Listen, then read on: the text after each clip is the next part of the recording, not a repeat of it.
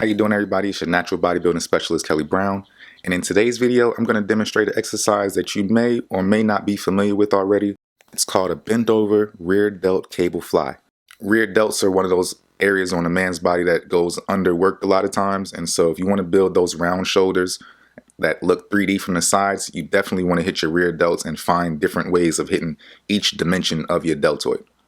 First thing you're going to do is make sure you take all the clips off of the machine and lower the arms down to the bottom.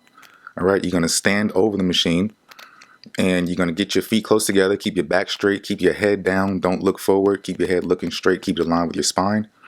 You're going to cross your arms over, so the left one's going to grab the right handle, the right one's going to grab the left handle, and you're going to pull and you're going to squeeze in your rear delts.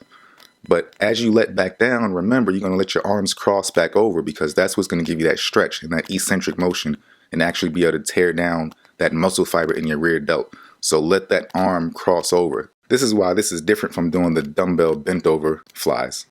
Try to replicate my movement and notice how I'm just squeezing out laterally.